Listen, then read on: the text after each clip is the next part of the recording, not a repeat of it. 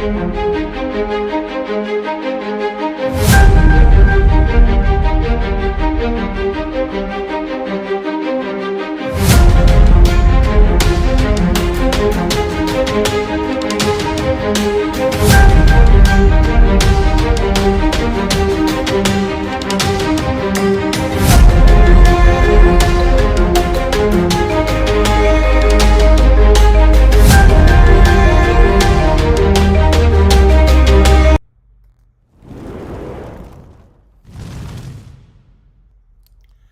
morning and happy Freyja's Day to you. Today, of course, we celebrate the goddess Freyja.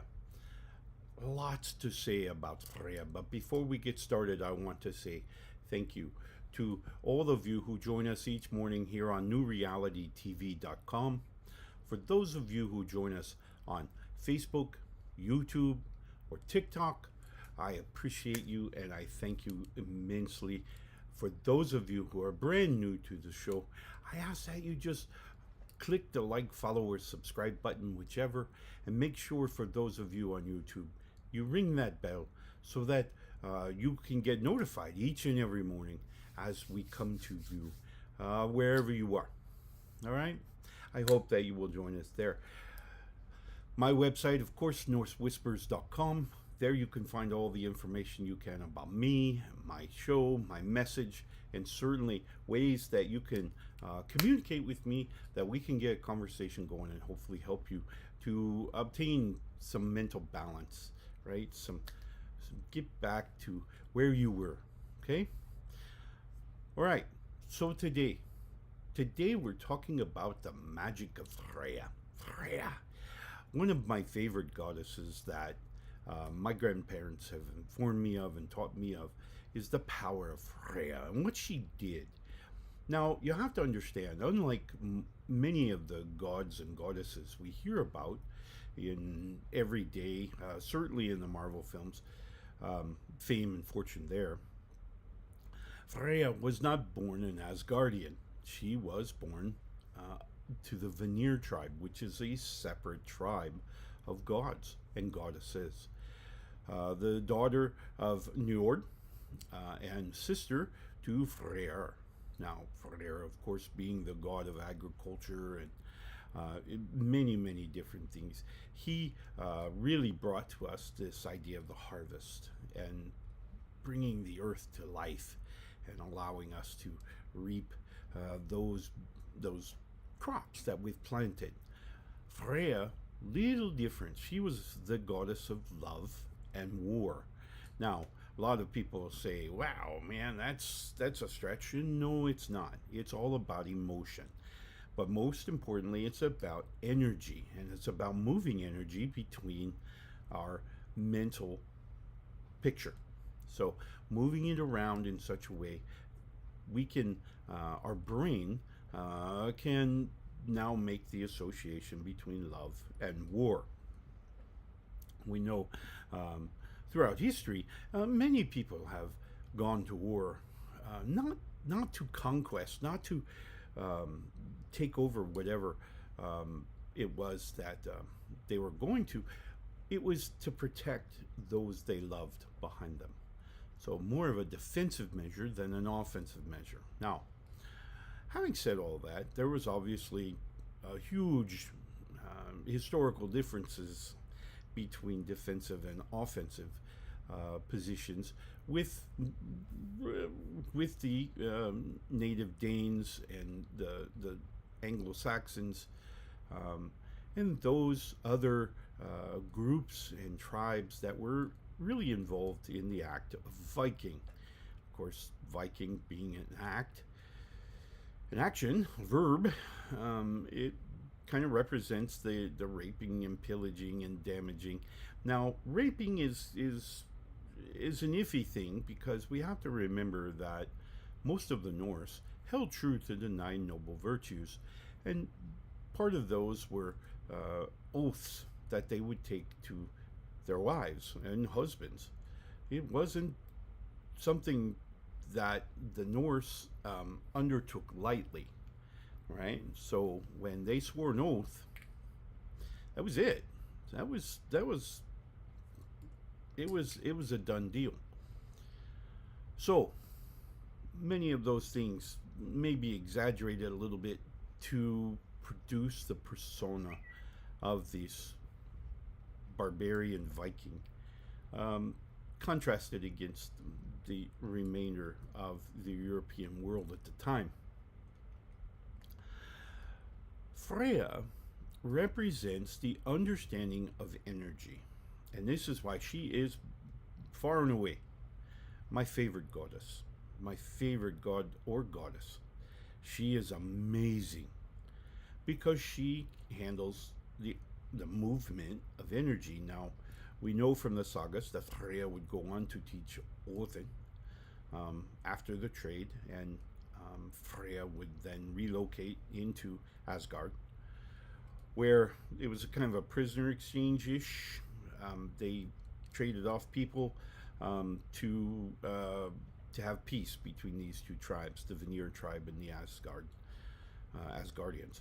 So they they had some of Asgardian gods who would reside in with the Vanir, and some of the Vanir who would regard or would live with the Asgardians, and so Freya being one of those who would be relocated to Asgard, where she would go on to teach Odin the power of magic.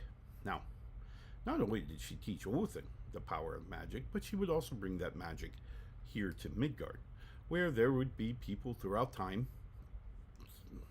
throughout our construct of time, maybe as a better way to put that, who would practice this magic, who would bring this understanding of energy and the movement of energy, obviously, to our world. Very exciting, because this is understanding magic is understanding you. Now, we've talked about this many times before, where we talk about us being able to just absorb energy in every direction and create energy at which to emit to the surrounding people or places or things. So we're kind of this little energy processing manufacturing plant, if that makes sense. And so, but these energies produce within us a different emotional range. So many of these energy particles that we absorb all have what we call an emotional signature on them. So, how we feel. Now, many people in the modern day times, I've heard more often than not, is this whole idea of meh, M-E-H. And I think it began its life as an internet term, but nonetheless, it's a very interesting state for me as I look at the energies of the gods and the goddesses, and certainly the spirits around me. I'm kind of struck with this one because what it means is that we're lazy and we're not processing emotions the way they're supposed to be processed. We're discarding them. And this is sad because it also leads us to creating the inability to manage our bandwidth, our emotional bandwidth. Now, this is a very critical thing, and I work with many people every day where we talk about how this energy that we're receiving and the energy that we're creating is using up bandwidth. So there's a pipe. We're going to call our brain as a pipe. At the top of this pipe, the very top, is a little bit of space called the headspace. And I'm very, very akin or very knowledgeable in this part because of my previous life. My previous life was angry, was bitter, was mean, was nasty. And why? Because I didn't have that cognitive space, right? I had built up, and so we get back to the analogy where we have the bottom of this pipe is filled with, well, as you can imagine, stresses and and just negative thoughts, those are going to take up the bottom part of the pipe, like silt does in, say, a large water pipe. It kind of settles on the bottom.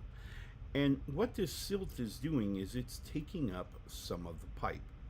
So that should we get a massive pressure of water, what's going to happen is, yes, some of the silt will be washed away, right? Because that's what's going to happen. But there will be other parts which then takes this space and it pushes this trauma into a smaller space. What happens when you push things into smaller spaces? You get pressure, right? That pressure, of course, is registered in our brain as stress, right? Anxiety. Now, without the headspace, when we get too big of a trauma, too big of an energy passing of trauma, we have a tendency to kind of overwrite or just fill up the pipe and just forget about the headspace, right? Because we're trying to process this experience. When we lose that headspace, we can't think. We can't think about this. We can't chunk it down. Our brain now is completely dedicated to processing this emotional experience that we just had. This means that we can't function, right? So we find this very frequently with people who experience a very extreme form of PTSD. Is they've used up that little bit of headspace now, and they're processing pure emotional experiences, and maybe in some cases they're going to relive them, right? So it's going to keep playing in their mind. So this experience is kind of stuck on loop.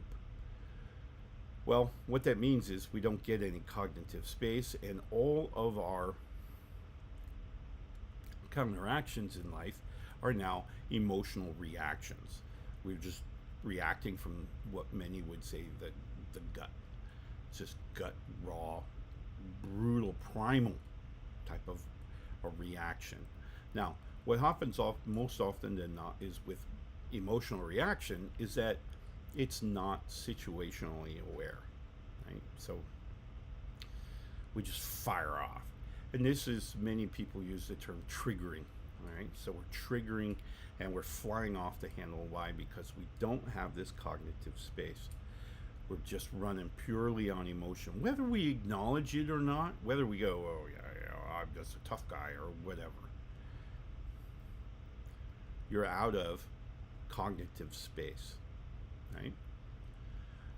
Now, what we need to teach people, and what I tried to teach people, is that taking this trauma, and you have to give the trauma credit, it is what it is, right? So we take that trauma and we identify some of the silt. Remember that silt down the bottom, the stressors, the basic little, I'm not living my authentic self, I'm not comfortable, I'm not happy, I'm not this, that, or the other thing. And we try to clear away some of that silt. Now that the trauma is flowing, as we shift now the trauma down to include the space that the silt was, we're going to gain some headspace. And when we can get some headspace, this is where we can say, all right, let's stop. Oh.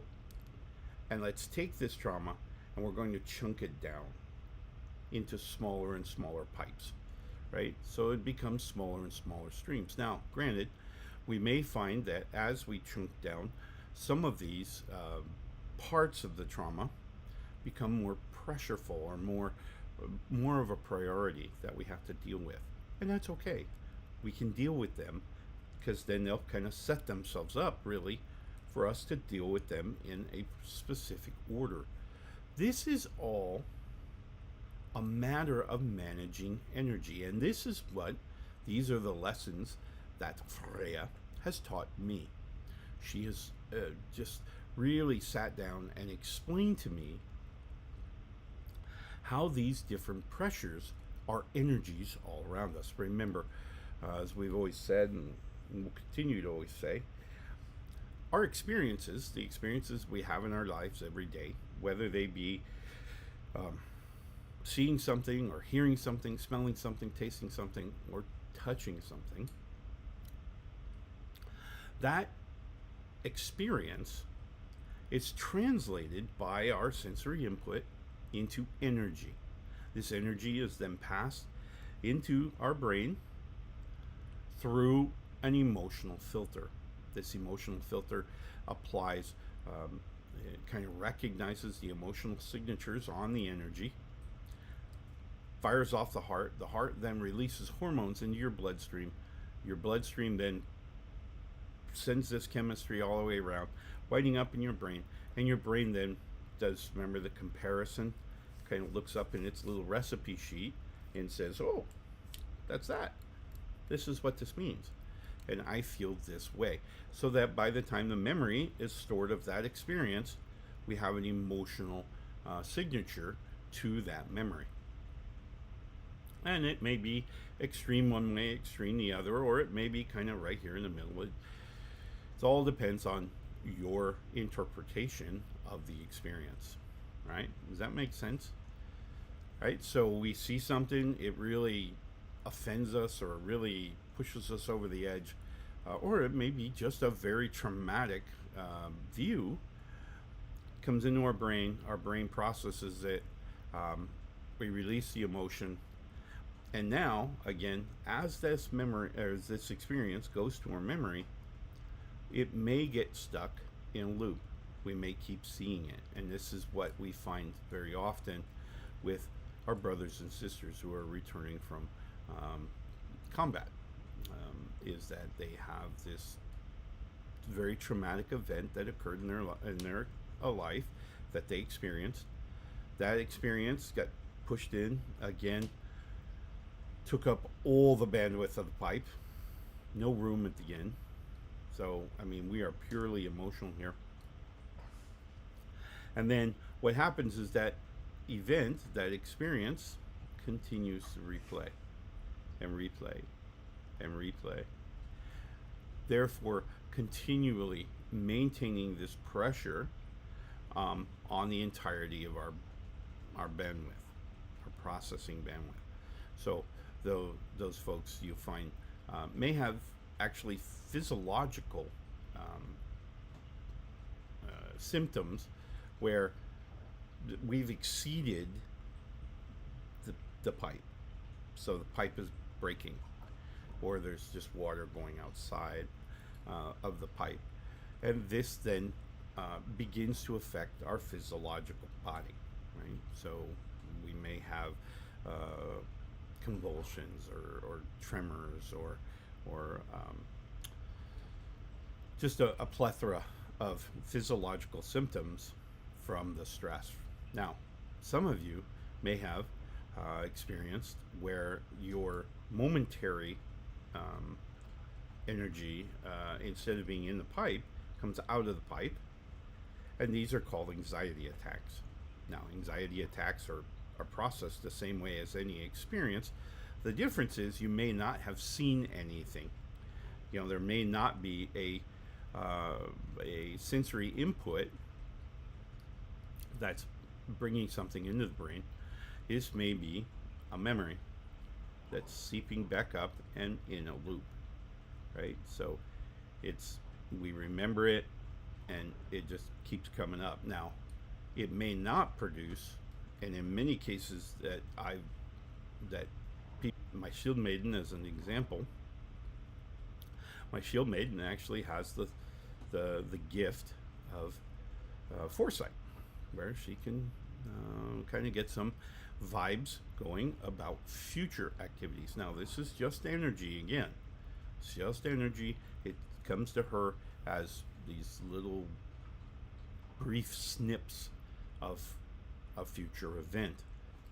Nonetheless, it's energy processed through our emotional filter, and then her emotions, of course, when this chemistry comes back to her brain from her heart, comes back up there, the brain just, it maxes out the bandwidth and sends things over the edge.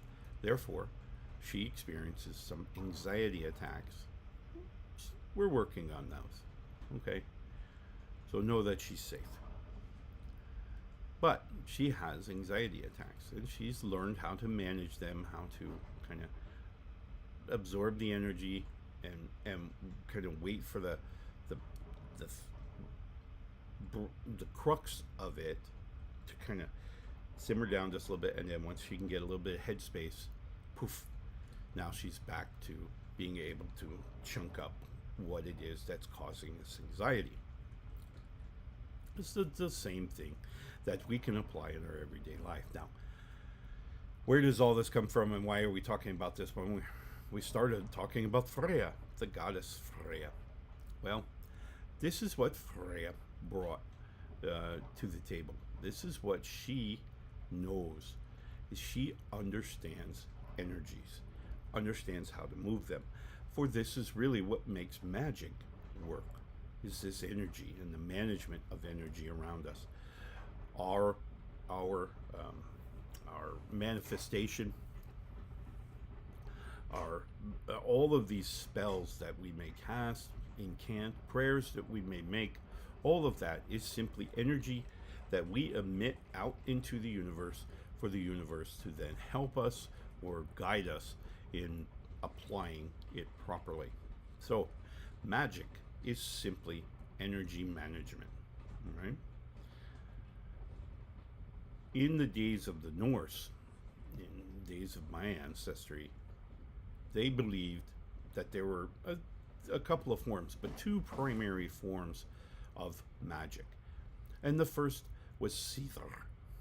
And Seether magic was simply we're going to cast a spell, we're going to incant a spell, we're going to push energy out to our surroundings, and then the spirits around us, the Lanveti, or the even the trees and the grass and all of these things are all going to supply a part of their energy to bring your incanted spell to fruition.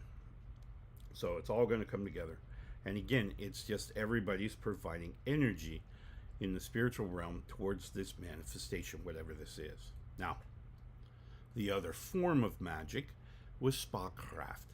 And Spakkraft magic meant that the magician themselves possessed this energy. So they didn't need anyone else. They did it themselves, right? So this is really the understanding of magic. Is it's simply a matter of energy, of where the energy is coming from. Now, in most of the magical books of, particularly of the Norse, we read about another level of magic, which was Galdr magic. And Galdr magic simply meant that we were joining together. It was a multitude, so we'd have multiple magicians together for a common goal. So we were including Spakkraft magicians and Seether magicians all together to generate energy streams for manifestation. It's just a matter of expanding the energy stream necessary for manifestation. Galdr magic could also be accomplished through music. Bragi, the god of the bards, according to the Norse legends, would offer his energy to those who produced song that was pleasant to the ear, music that was pleasant to the ear, and finally, poetry. Poetry was a greatly sought after skill and reward. And so, very important part of Galdr magic. And Galdr magic, again, we're just increasing the stream, right? So, creating a larger stream that people could then manifest more quickly, larger things, all kinds of kind of associations there. So, lots going on there. But Freyja teaches us that we are indeed in charge of our energy, of how we recognize energy, how we utilize energy, in our everyday lives, whether we choose to uh, uh, bring it in and heal ourselves, whether we use it to alter our emotional state, thereby emitting a different energy form. Sometimes we could use that energy to quash any negative energy that we might have had absorbed. All of these things, this is the use of energy in our psychology. Okay? So, magic, essentially, of our general psychology, managing this. So this weekend, as we enjoy Freyja's Day and Saturday, Sunday, and hopefully you're not working, um, but I want you to take some time and really think about how you feel is the energy you produce. So think about that. Think about feeling the love and harmony and peace and comfort, and how that energy is then emitted to those around you. This is a very powerful tool that we can use to loop that we get stuck in, that I keep mentioning. That loop can also be manufactured by your own imagination. You can imagine sunshine and lollipops and candy canes and whatever it is that will bring you joy and happiness. You can put that into your mind's eye and allow that to create the energy that you want in your life to reestablish your mental health, get you back balanced, have you included. So next time you're feeling kind of blue and maybe can't seem to pick your spirits up, I want you to remember that you are indeed the master of your own ship. You can change the energy that thereby changes the way you feel. Yes, your physiological body does have a role to play in the chemistry and in the way it's organized, but you can change all of that. You have that power, and it's a powerful tool indeed. So this weekend, again, I've offered it before and I'll offer it again. When you do some meditation, and it doesn't have to be a half hour, it can be 10 minutes here, 10 minutes there. Just stop, and I want you to put yourself, an image of you here. Put it behind your eyelids and just think about you for 5 to 10 minutes every day. See yourself healthy, see yourself happy every day. And before you know it, your life will be just like your dreams. All right. I wish you the very best Freyja's Day and weekend. For those of you who get it off, for those of you who are working, I will pray for you and continue to send you energy that you have the strength and power to move forward. For the rest of you, I want you to, well, all of you, matter of fact, embrace the energy around you, heal yourself, and be the person that you want to be. All right? Love and light. We will see you again on Money's Day. And remember, next weekend also, we are having a drum circle, so be sure to join us for that. All right? Love and light, my friends.